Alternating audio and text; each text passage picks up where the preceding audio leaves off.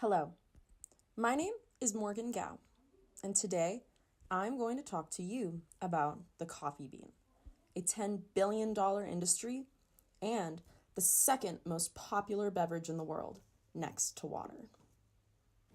Two things that I enjoy in life are protecting the earth and hot drinks. Tea, chai, lattes, hot chocolate, you name it, I love it. For me, there's something about the energy transfer of heat from the drink to my body that makes me feel content and safe. Protecting the environment also evokes a sense of content and safety for me as well, and I've always had a passion for the earth ever since I was a little girl. My elementary school was a green school. Instead of just having a trash bin, we had a recycling, compost, and waste bin. After lunch, I would love to sort my waste in the appropriate bins and feel a sense of doing good, because I knew I was helping the earth more so than I was before at lunchtime. Soon after, a little coffee shop called Why Not took after my elementary school and was the first business in the town of Niwot to get the 3 different trash bins that we had at my elementary school. And naturally, I made this my place where I do my homework and get my coffee/hot beverage needs. Why Not Coffee Shop is officially the place where I could feel comfort and safety and know that I'm limiting my carbon footprint as much as possible. Whenever I'm at Why Not, I look around at all the other people who come and see that they also have the same feeling of comfort and safety here. This is because we enframe coffee as something that brings us bliss and contentment. The coffee is one thing that connects all people that come to this shop. People are drawn here for the feelings that are evoked from the coffee.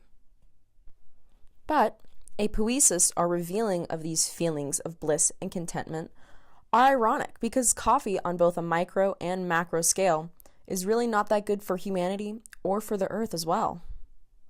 On a micro scale, it's a drink that ramps up pre-existing anxieties that people have and can make them feel more on edge/shaky.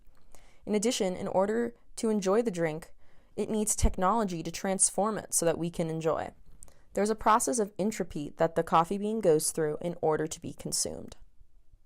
First, the barista must grind the coffee bean, press it, heat it, and then add steamed milk to it. A process of things falling apart and then coming back together. The coffee bean is cyborgian because it relies so closely on technology in order to be consumed. On a macro scale, the little coffee bean does far more damage to our earth. Coffee beans are naturally grown in Latin America, Asia, Central/Eastern Africa, and Brazil. They need a tropical, warm, lush climate to grow. The coffee bean plant goes through another process of entropy, where the bean is picked from the plant, transported to a facility to be washed, packaged, and distributed to the rest of the world. This is where the coffee bean becomes a networked product. What humans don't realize is that the drink we love so much and consider to be a treat is actually destroying ecosystems and habitats in the rainforest due to deforestation. 137 species of animals become extinct each day, which adds up to 50,000 species a year due to deforestation alone. For every cup of coffee that is consumed, it's almost certain that 1 square inch of rainforest was destroyed. Soil erosion is a byproduct of deforestation. The amount of carbon and organic matter in the soil is dramatically reduced, making it so that they can't replant crops where they used to be. They must destroy new rainforest in order to make more fields. In addition, there are fertilizers and pesticides that are used on the coffee plants that run off into the water and contaminate drinking water for nearby communities. In addition, 57% of coffee plants are thrown out because they are considered to be contaminated or bad. So, half of all of this destruction towards the earth is literally for nothing. Modern-day society has placed an importance on material objects and ignores the impact that those objects leave on the earth. Humans are wasteful, and we are connected in this way, even though we weren't always this way.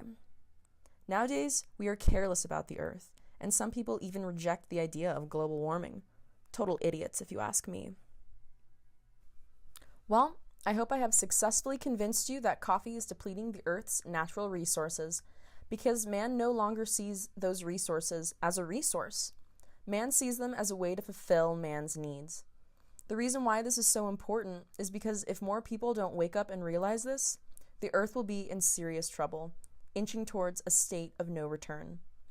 Humanity no longer sees the natural tendencies of technology but rather the power that it will give to him or her. And that is something that is quite concerning to me.